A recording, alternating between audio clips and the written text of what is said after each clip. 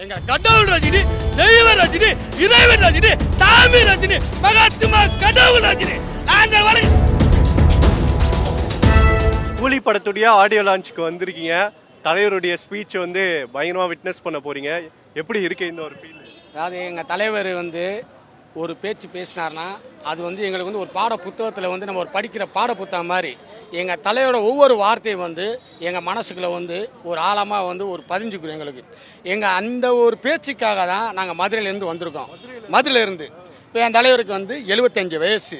அதாவது 50 ஆண்டு கால சினிமா வரலாற்றில், உலக சினிமா வரலாற்றில் கதாநாயகன் நடித்து இன்றைக்கி சினிமா தமிழ் சினிமா உலகத்தை உச்சத்தில் கொண்டு போன ஒரே நடிகரான என் தலைவர் ரஜினி ஒரு ஆள் தான்.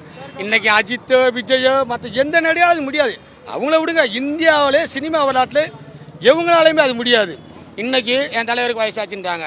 எனக்கு வயசாச்சு வர என் தலைவருக்கு 74 வயசுனா அந்த வயசுனா உங்களுக்கு அது வயசு தான், எங்களுக்கு அது வயசு தான். இன்றைக்கி இவங்க 2 பேரும் என்ன சொல்கிறீங்க? இவங்க 2 பேரும் வயசு என்ன இருக்கும்? 6லிருந்து 60 வரை சூப்பர் ஸ்டாருக்கு தான் ரசிகர்கள். எப்பவுமே தலைவர் போட்ட பாதையில தான் இப்ப இருக்க. பாருங்க, என் தம்பி வந்து சாஃப்ட்வேர் இன்ஜினியர். என் தம்பியை பாருங்க, இவன் ஒரு ஜவுளி கடை ஓனரு. ஆனால் இவங்க அப்பா பயங்கர தீவிர ரசிகர். அந்த தலைமுறையில் வந்து நாங்கள் உருவாக்கிடுவோம். என் தங்கச்சி மையன் 2017 தலைவரோட போட்டோ எடுக்க வச்சோம். இன்றைக்கி அவ்வளோ ஆர்வமாக இருந்தேன், தலைவரை பார்க்கணும், தலைவரோட இந்த விழாவுக்கு நான் போகணும், வாங்க எப்படினாலும் கூட்டி முகமானேன். இன்றைக்கி ஒரு சூழ்நிலை அவனை கூட்டி வர முடியல. அவ்வளோ வேதனைப்பட்டு போட்டு அழுகிறேன். தலைவரை யார் இன்றைக்கி பார்க்க முடியும். எனக்கு 2017 பார்த்தேன். இன்றைக்கி 8 வருஷம் ஆச்சு. 2025 நாங்கள் வந்து எங்கள் தலைவரை வந்து இப்போ நான் 10 வயசில் தலைவரை ரசித்தேன். அது மாதிரி இவனே 10 வயசில் உருவாக்கினேன். அது மாதிரி தான் இப்போ அதே மாதிரி இவங்க அப்பா வந்து அந்த வயசுல இருந்து அதுக்கடுத்து கடந்து வரும்போது இவங்களை வந்து ஒரு வழிகாட்டலாம். அந்த வந்து ஒரு ரசனை வந்து ரஜினிக்கு ஒரு ஆளுக்கு மட்டும்தான் இருக்கும். நல்லா கிடைக்க சினிமாவில் வந்து ரஜினியை மிஞ்சிருக்க எந்த நடிகருமே கிடையாது. 50 ஆண்டு சினிமா வரலாற்றில் வந்து இன்னைக்கு வரைக்கும் உங்களுக்கே தெரியும். இந்த உலக சினிமாவில் இன்றைக்கும் பாருங்கள், அவருடைய படம் வந்து எங்கே Malaysia, Singapore, Japan, America, London எல்லா நாட்டிலையும் ரிலீஸ் ஆகுது. வேறு எந்த நடிகர் படம் ரிலீஸ் ஆகுது சொல்லுங்கள்?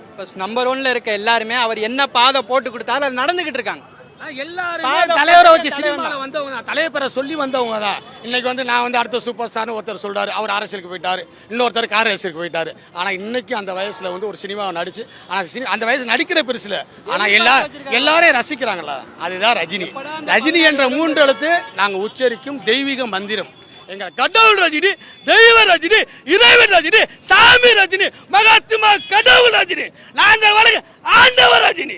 தலைவர் பேசினதே நாங்கள் எதிர்பார்க்குறோம். அவர் என்ன பேசுவான்ல இல்லை, அவர் எப்படியும் நமக்கு என்ன தேவையோ அதை பேசுவார். நம்பர் தேவையில்லைங்க. தலைவனை 2.5 மணி நேரம் நம்ம டிவியில் பார்க்குறோமோ தேட்டரில் பார்க்குறோமோ அவரை பார்க்குறதே சந்தோஷம் தான். நல்ல படம் நம்ம பார்த்தா போதுங்க. அதில் கலெக்ஷன் வச்சு நம்ம ஒன்றும் செய்ய போகிறதில்ல, நமக்கு பிரயோஜனம் இல்லை. நல்ல தலைவருக்காக